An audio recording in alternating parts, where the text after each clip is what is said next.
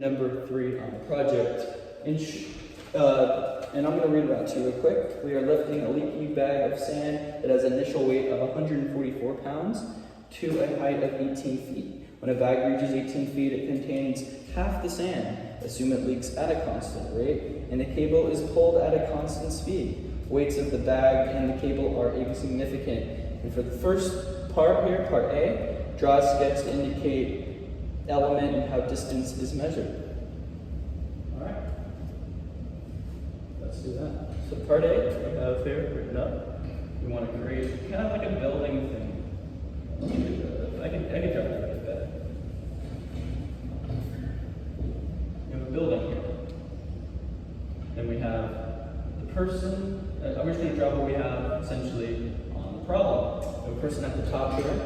And we have a person in the middle, and they're lifting up a sandbag that is leaky. Means it's losing sand as it goes up, so essentially losing weight as it goes up. And then we also have from what we have in the problem, this guy here, he is standing 18 feet above the origin. So, what can we do to indicate elements and distance? Well, we could do a couple things. I'm going to first do a handle. A handle is just the simple motion of, because it says set constant, so it's not really giving us a, rate of, or speed it's going up, it's a set a constant speed. So that's a good thing. We know that it could be just a handle called Y, which Y represents the motion of the sandbag moving up in one go. You might be like, oh, but it's the same, thing as 18 feet going up. And that actually, you're wrong. This just represents the distance. It's just like a marker, like a legend on the map. Let me move the board closer. Let's see if we can get any closer. Yeah, that's perfect. 18 feet. It's different because this represents the motion of going up. And then we're going to have a delta Y, so we'll draw another sandbag. Let's say just for the fun of it, we draw another sandbag, and this shows the change between this, where this is, which is more close to the origin in the sandbag, to where it is at 18 feet. And we call this change here delta Y. Delta Y can be anything. It's just pertaining to what the sandbag is at a particular instance of time. It could be, or instance of place, whatever your variable may be. Like, it could be here. It could be this. It could be the sandbag is right here, and that will be delta Y. The sandbag could be right here. It's delta Y. It's just another element that we're measuring. Where the difference between Y, this is just one. It's just measuring the constant motion that it's going in. Where this is measuring what the elements of the bag at each of the frame going up to 18 feet. That was kind of a mouthful. For the next one, we're going to do question part B. Question 3, part B. And this is asking to draw a graph that will represent the weight of the sand, F of Y, versus the distance from the ground, Y feet. Okay, so let's do that. It's not too hard. We know from the problem that the weight of the bag has an initial weight of 144 pounds. So let's write that on the top. 144 LB. Let me get that again. LBS. So it has 144 pounds of as its initial weight, essentially. And then it goes to 18 feet. 18 feet is where we're raising the bags of sand up to. And so let's do a line that represents this. We know it's at a constant rate. It's going down. So so it looks something similar to this.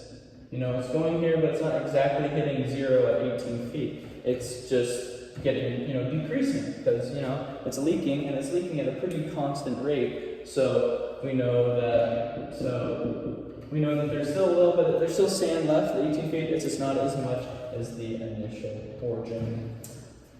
All right, so what we're going to do now to set up this integral is we're going to do the slope, which is f of y And the slope will be the total amount of weight that they have in this problem divided by the total distance. And you may be thinking, well, Colin, they don't have the total distance on this. I'm like, okay, yeah, I know that. But what you do is you know that 18 is, it looks like it's half, you can see, obviously just visualizing it, it's halfway between it's halfway up the building. So what you do is 18 times 2, and let me get really quick. 18 times 2, and we know this would be 36. I'll even work it out for you guys now. Just because I don't have a calculator right now, I'll work it out just to make sure. Don't want to get that wrong, would not be good.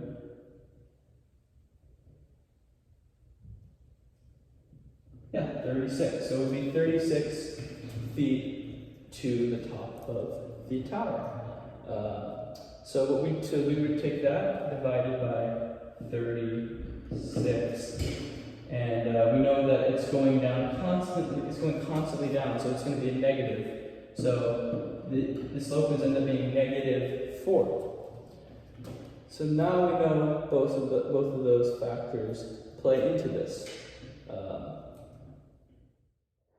Now it's time for the integral of this equation. It means we're putting all these things we've been working on together. The limits of this will be, remember the integral,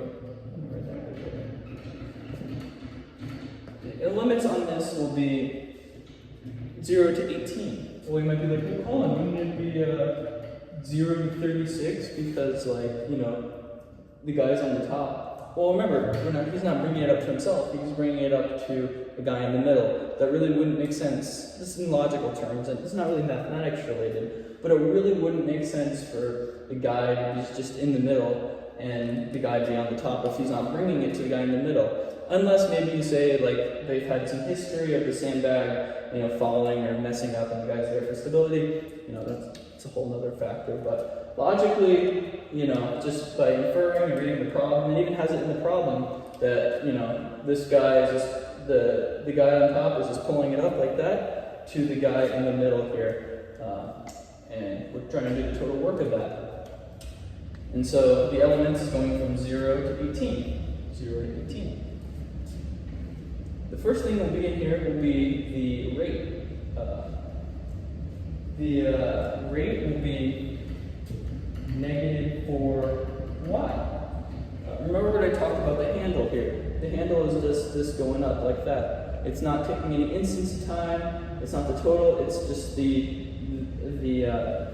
rate that it's going up. And so -4y represents the slope, which is what we got here, the -4, and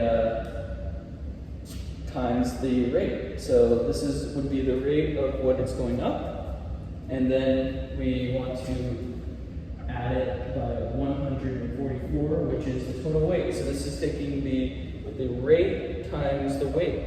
That's one way to think of it. That's how I like to think of it. And then you're going to do delta y, because you still want to take into account delta y on the graph, which remember is the instance of time. So that's what we got. We got the integral here, which is 18 to 0, which is 0 to 18. It means it's going from 18, 0, origin to 18. And then we got the rate, which is the slope times the handle, and we got the total weight times delta y. So hopefully that made some sense to you. Thank you so much for watching. Have a good day.